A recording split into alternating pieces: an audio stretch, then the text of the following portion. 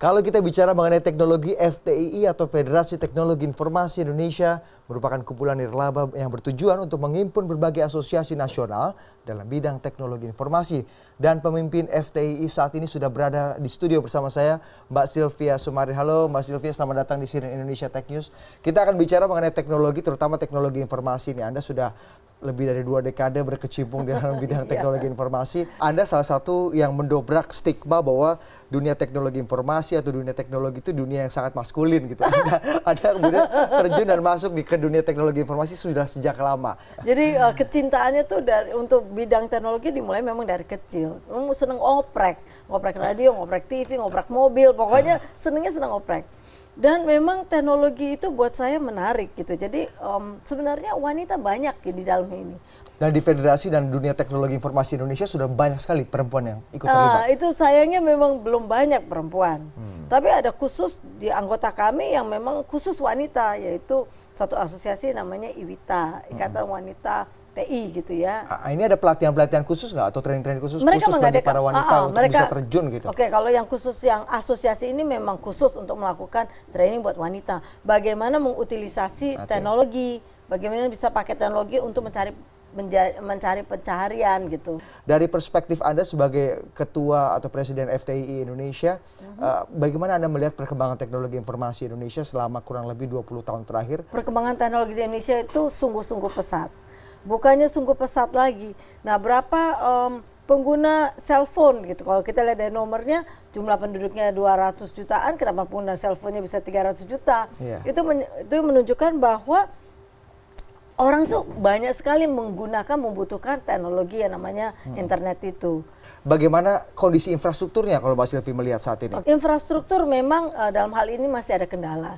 Namun jangan salah, tahun 2014 kemarin Presiden mencanangkan National Broadband Plan gitu. Artinya di seluruh Indonesia nantinya akan tercover oleh infrastruktur broadband. Fungsi atau kegunaan federasi sendiri untuk membawahi atau mengatur hal-hal seperti ini bagaimana sejauh ini perkembangannya? Federasi itu sebenarnya tempat berkumpulnya para pakar dari asosiasi.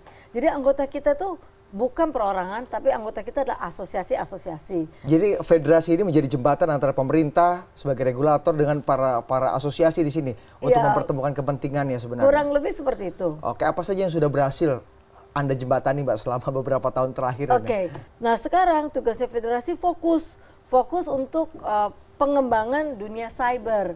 Jadi kita mulai masuk ke area cyber security. Apa pentingnya sebenarnya cyber security ini untuk dipahami dan kemudian bisa diimplementasikan oleh para pengambil kebijakan terutama? Perlu disadari bahwa perang masa depan tidak lagi ada tentara turun ke depan bawa senjata, bawa itu. Untuk menghancurkan satu negara tidak perlu lagi seorang tentara. Mungkin satu orang yang jago sekali komputer, dia hanya matikan satu sistem. Apakah itu sistem transportasi? Betul. Bayangkan kalau yang diserang adalah tower-tower dari penerbangan. Wah, bahaya sekali. Bahaya. Dan itu posibilitasnya ada? Ada, itu sangat mungkin. Nah itu baru satu. Satu negara manapun yang siap total, belum ada. Katanya Cina punya 300.000 army. Terus kemudian sampai yang di Syria punya sekian ribu army gitu. Semua masing-masing mengklaim punya. Tapi jangan lupa bahwa teknologi itu terus dia berlari.